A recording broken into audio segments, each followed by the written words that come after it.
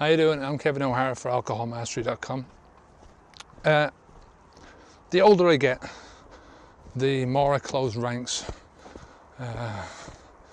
on myself, around my family and very few close friends. There's a reason for that, you know. I think when I was a drinker, I was always looking for something which I thought was outside, you know. I always thought, yeah, the more friends you have, the better your life is going to be, you know, the more successful your life is going to be. And, you know, for a start, I was looking for my friends in all the wrong places. You know, you're never going to find true friends in a pub, in a bar. You know, your friends are always found in the most unusual of places. I mean, I did have who I thought were close friends when I was drinking alcohol, but you know, since I've stopped and I started thinking about those relationships, you know, once those relationships, you get a distance between yourself and certain relationships, you can essentially think about them in a different way. You know, you can be more analytic about the people and the friendships in general, you know. And I've come to the conclusion that most of those friendships that I had back then were based not around friendship, but on being accomplices, on helping each other do what we did,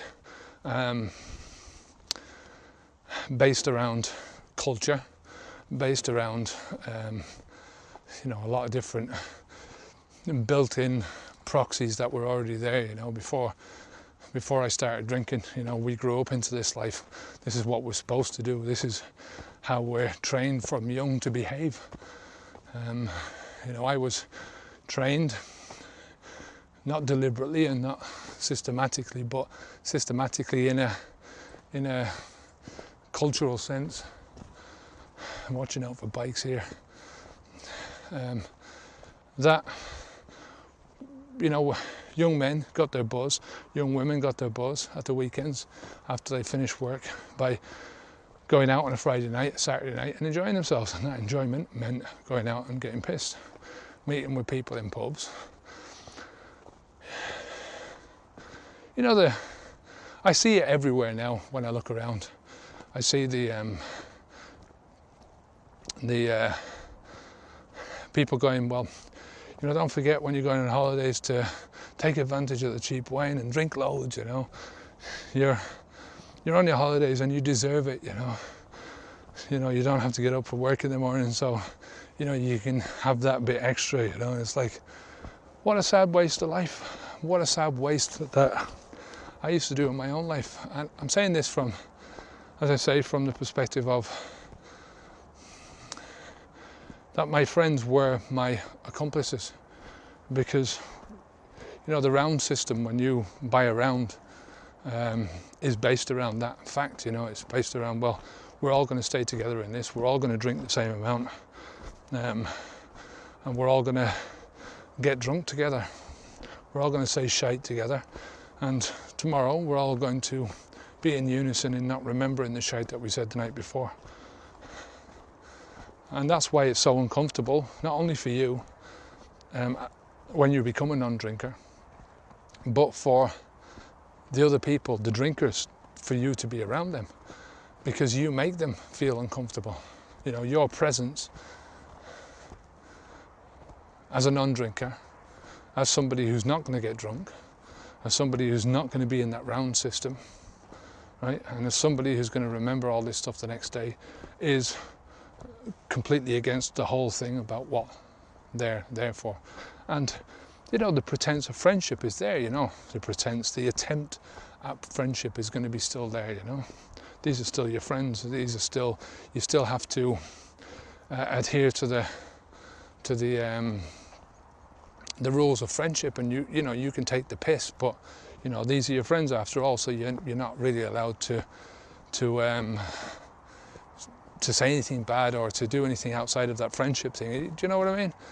So, you know, the breakdown of friendships usually happens over a period of time, and it's, you know, normally when people drift apart, and that's basically what happened with a lot of my friendships. You know, I drifted apart.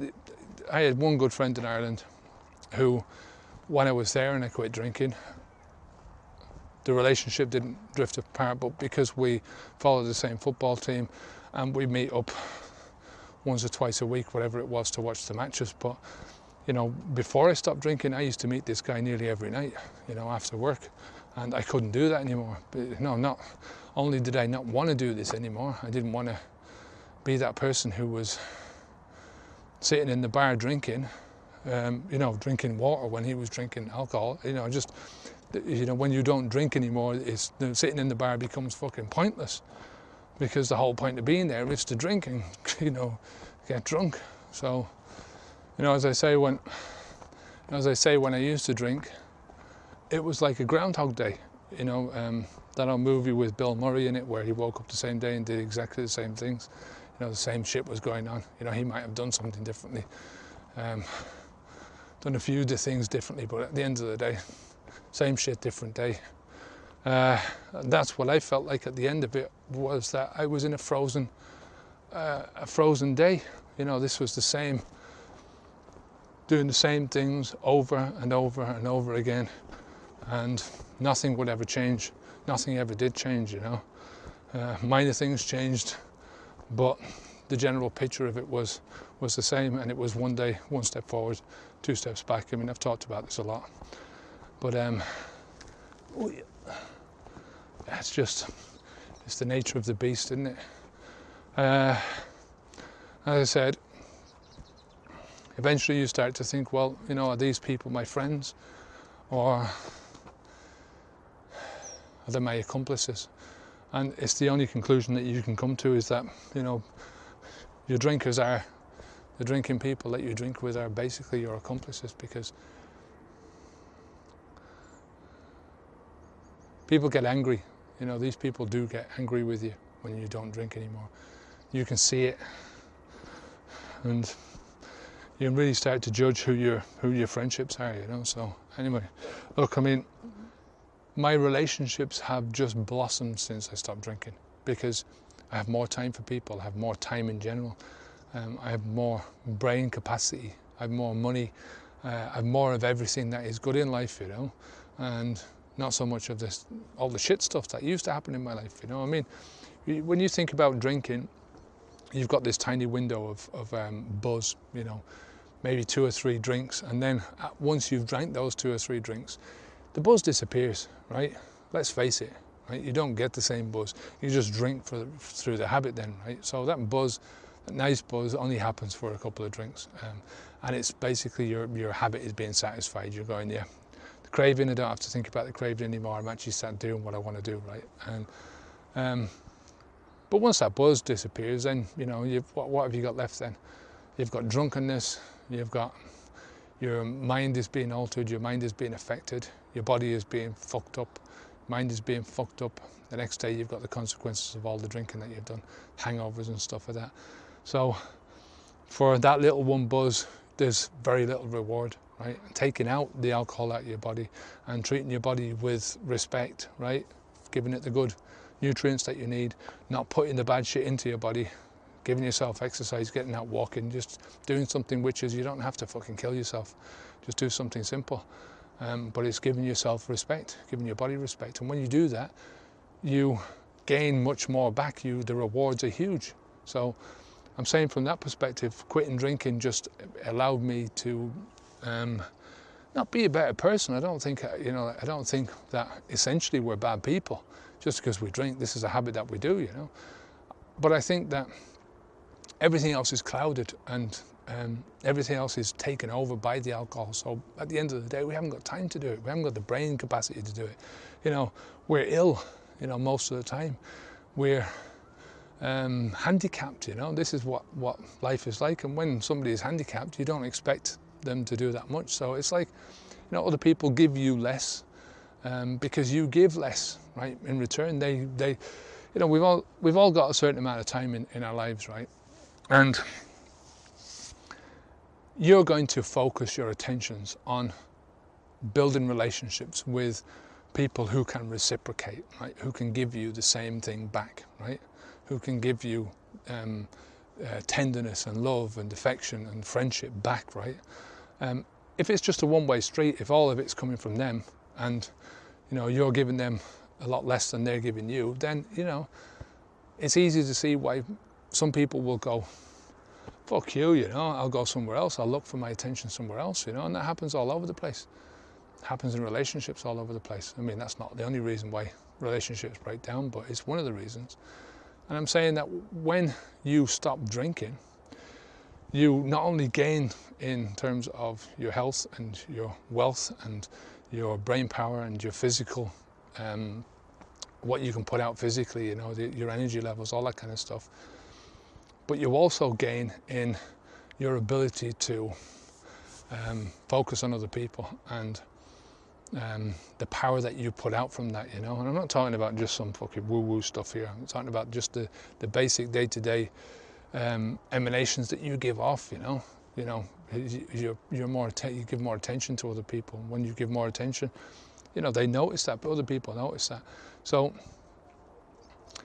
the closer I get to my family, you know, I started off this thing talking about that I was looking in all the wrong places for my friendships and stuff, and I thought that I was finding it outside, and it was because of what I was doing in my own family, because I was being this drunken person, and I was focusing so much of my selfish energy onto drinking alcohol, that I wasn't giving the attention to my family. And I thought that, well, you know, this is the way that life works, you know, you're supposed to go out and you're supposed to get your buddies outside, you know, and go out and be a man in the pub and do all this other kind of stuff, you know.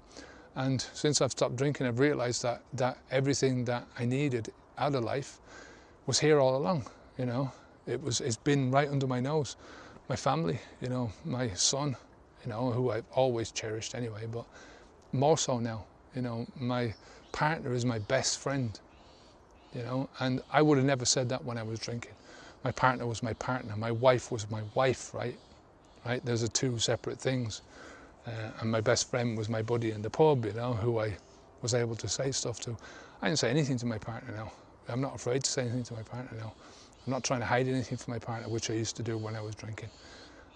It's just, I tell you, it's so much of a release to be this way, you know, to be honest with people, to build those relationships which are lifelong, you know. Your family are there for life, you know. This is blood, you know. This is something that you can't get away from, that you don't choose in the beginning, fair enough, but you know, these are the people that are going to reciprocate the most, you know, are going to give you the most if you give them as well, you know. So anyway, I'm rambling on a bit here.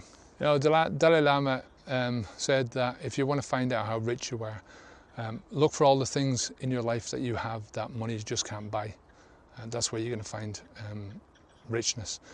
He also said that, you know, happiness doesn't come from things, it comes from actions, it comes from you doing stuff, you know. And I talk about the Dalai Lama a lot.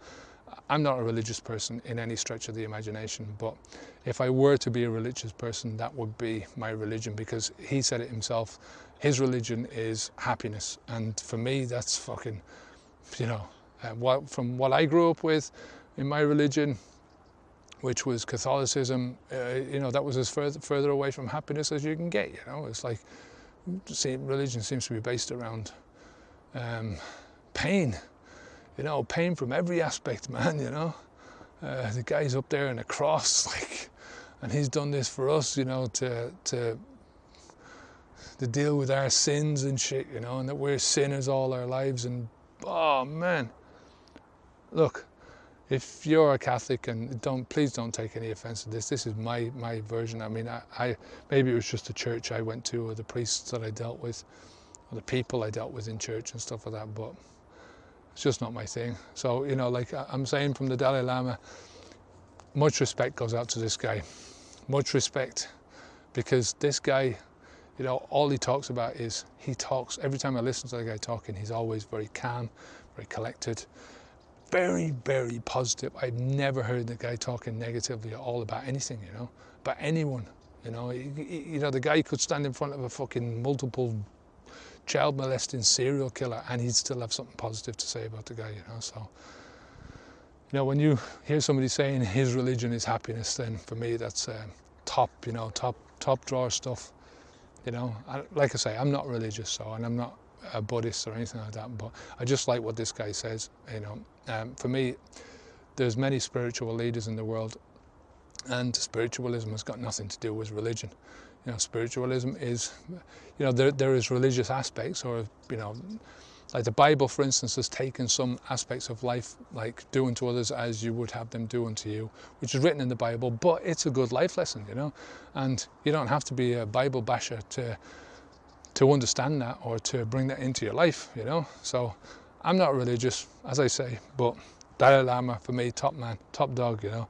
So like I say, the whole video was about me just saying that I'm closing ranks. I'm trying to bring in a lot more of my family, and I mean, I've got two close friends at most in my life, and I don't see them very often, but they're very close friends of mine. And yeah, that's me. I mean, I have acquaintances, I like people, but you know, from my personal perspective, from my personal life, that's what I've learned from quitting drinking and from being a few years and thinking about this a lot, that everything was there under my nose all along, and that's the way I'm going to approach my life from now on, you know. So until next time, take care of yourself. Comment or questions down below. Come on up to the website and leave a comment there if you like to. Sign up for the newsletter. Stay safe, keep the alcohol out of your mouth, and until next time, onwards and upwards, right? Take care of yourselves. Good luck.